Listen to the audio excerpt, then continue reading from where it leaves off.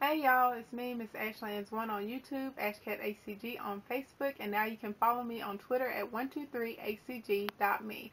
I'm here with tips and tricks. This is really number 7. I think the last one I called it number 5 because there was one in there that I forgot to number. But we're going to label it number 6 just to keep everything in order and to keep down confusion, which is mostly myself from being confused. Today I want to talk to you guys about water and saran wrap.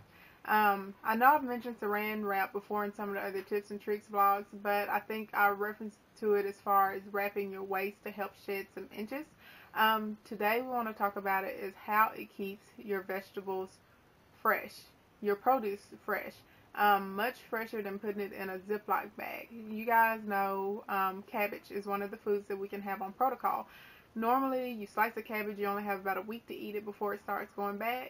If you roll the cabbage in saran wrap and then lock it with an with an opposite roll of however you did the most of it, that cabbage can last you for up to 6 weeks. I have a cabbage in my refrigerator right now that has been there for 5 weeks that has been sliced. There's no black spots, no brown spots, no rotting.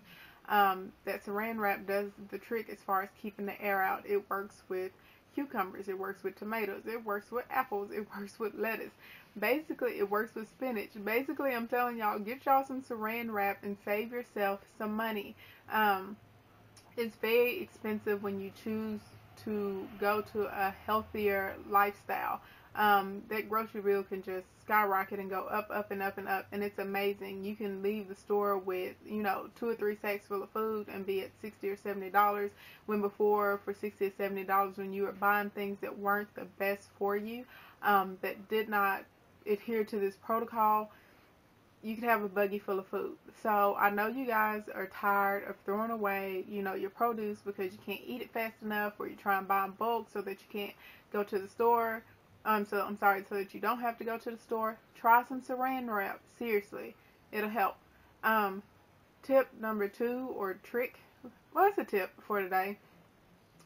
Water. If you like to cook and you like fresh herbs, I put my cilantro, my basil, my parsley, whatever herbs I buy if they're fresh, just get a little cup, put a little water in it, and stick your herbs in the water while it's in the refrigerator. It also works for asparagus. It will keep them alive.